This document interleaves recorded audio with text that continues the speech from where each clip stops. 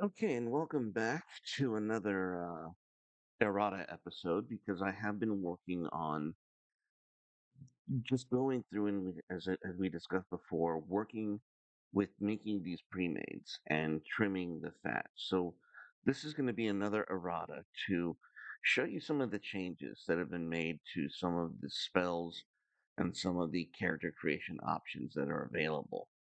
And so let's get started.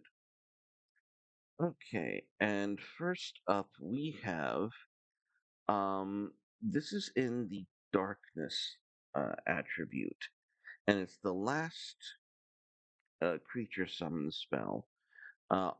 Originally we had what was called a warping horror, something that was a creature that would buff a target.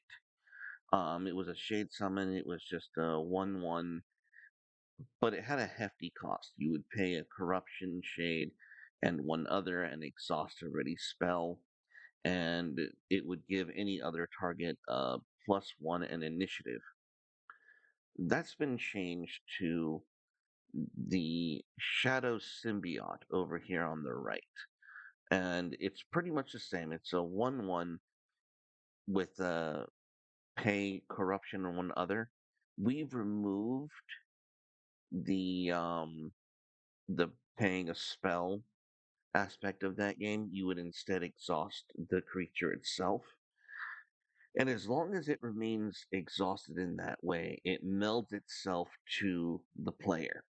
And as it melds itself to you, it would give you +1 damage, fright, and initiative.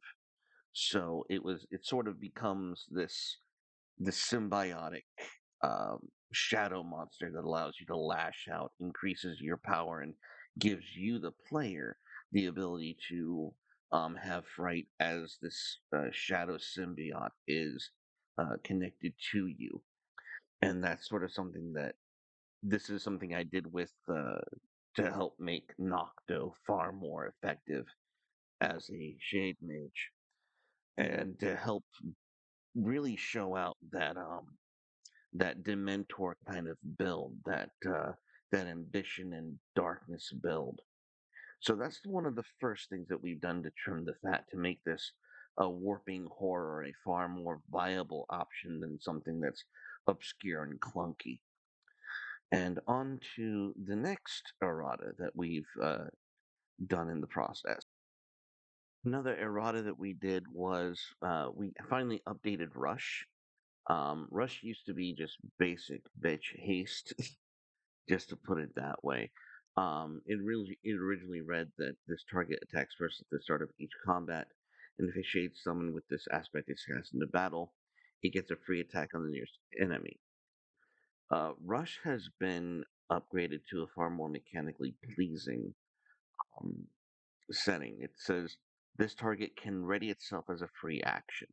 So basically, if you're wounded in battle, you don't have to spend that half action to ready yourself to get over being wounded. That's kind of the effect that Rush has. It also still has that same effect as if, when it's summoned, it can automatically attack. Of course, it's still there, but just to make it more relevant rather than just being a one-time thing when it's cast. Rush in this game is far more effective than haste because after you're wounded in this game, you're kind of, on your ass. So rush is what allows you to get back up. It's that classic red adrenaline thing. So that's another thing that's been added to the game.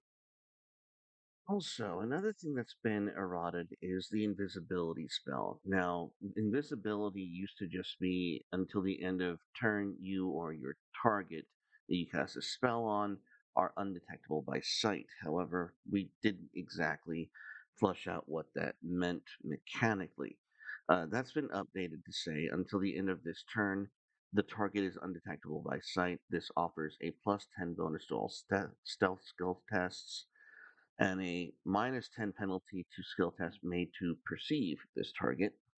Attacks made by an invisible target cannot be counterattacked, and the defenders suffer a -10 penalty to attacks made by an invisible target. So this is not D&D. This is not something where you make an attack and your invisibility just snaps off. This is magic. This is the Shades of Dominion. It's not half-ass magic. This is not magic for convenience. This isn't, bullshit. Like if you're invisible and you're fighting an invisible enemy, it's gonna stay hard.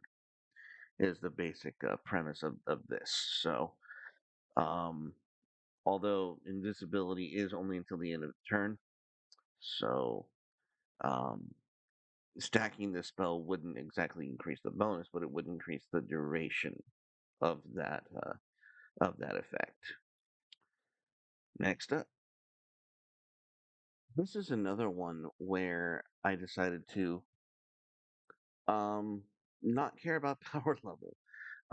Nature's Vigil was originally made so that for each level of sip you had in your shade vessel, you could summon a elemental summon with pacifist, with one power, X toughness, and one wound, where X is the amount of vitality shade in your shade pool. So the more mana you have, the stronger the creature is going to be to defend you. However, when one of the elemental creatures died, you would have to deplete your shade vessel by one. So if you had, say, 4 or 5 levels of sip on your shade vessel, you would create uh with one vitality shade, 4 or 5 of these things, and they would just be 1 power and 4 or 5 toughness, depending on your sip levels. However, in the new version, um, all of that is still true, but when they die, you don't have to sacrifice or lose your shade vessel, your sip levels anymore. That was something that I did just because it just seemed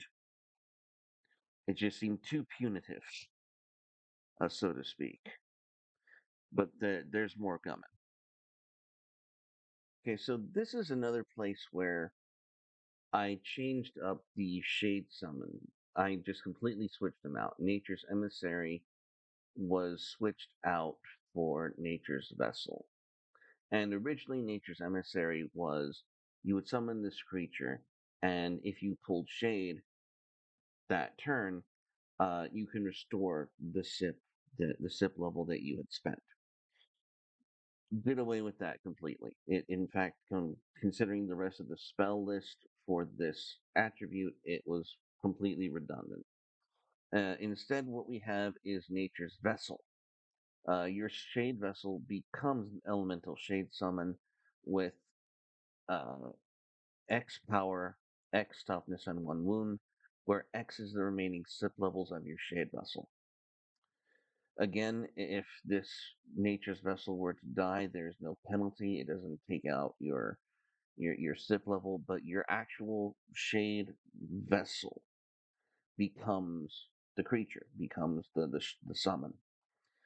And that's going to be important when I show you the vitality pregen that we have.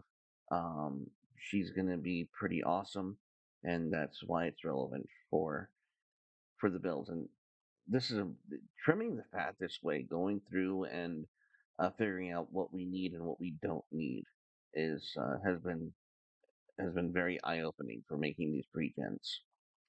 Let's see if we have one more. This is an important thing that I've been doing. Before, when we would have things like change of heart, it said target shade summon. And what I've been learning through the gameplay is that targeting other shade summons isn't that common and it's not very useful.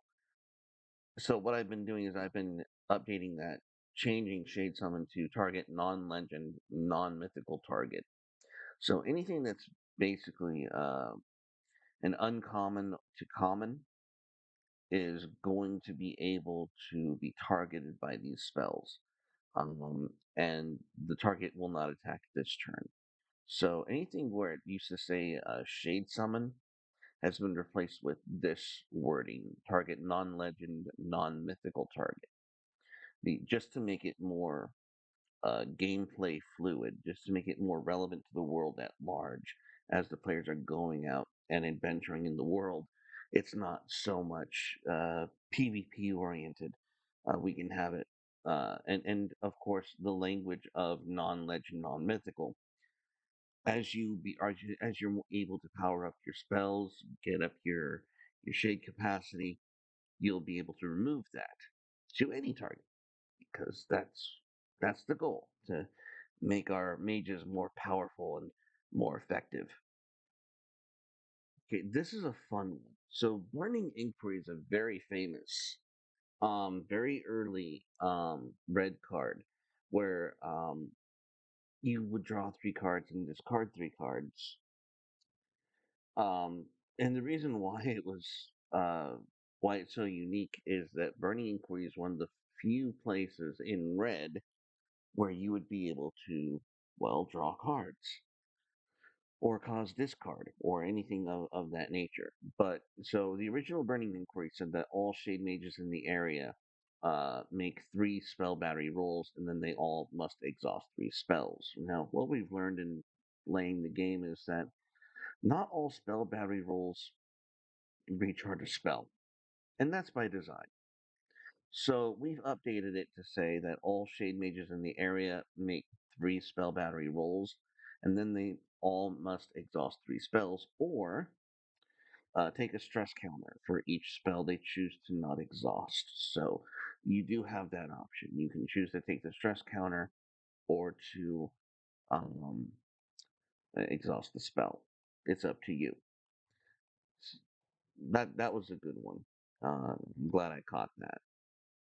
And here's another one: gratuitous recruitment.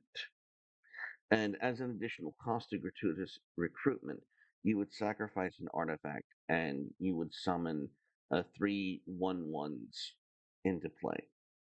No rush, no special effects. You would just get three three little throwaways. But in the new version, gratuitous recruitment. This is, remember, this is part of the passion attribute. Um, as an additional cost to gratuitous recruitment, you would also be required to sacrifice any artifact. But instead, you would gain control of a target non legendary, non mythic enemy until the end of turn. And they would have rush until end of turn.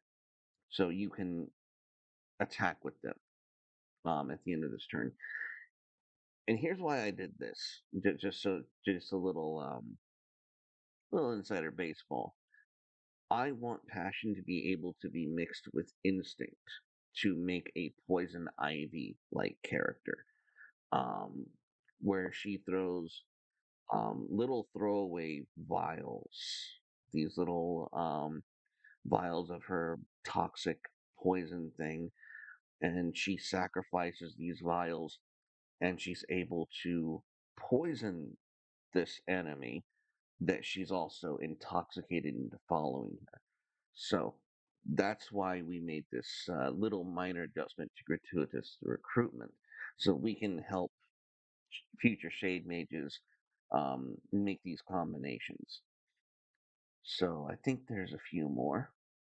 Here's another example of removing the shade summon aspect out of spells like Hunker Down. Originally, it was just shade summons that would be able to get this +0, +4 bonus. Now it's any target. You can cast Hunker Down on your friends. You can cast it on you.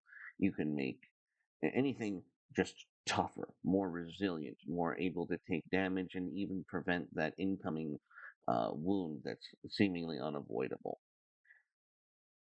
So we're taking away the things needing to target shade summons. We're making spells more um, versatile rather than specifically for shade summons only. Okay, and that was it. That is all of the errata that we've done uh, for the Shades of Dominion to make sure that uh, just to make sure that the spells are more friendly to the actual experience and that the spells are um, they're more useful and that we're able to unlock more combinations for people to make more unique creations in terms of their character creation. Hope this was useful and all in the service of being able to throw some more shade. Good night, everybody.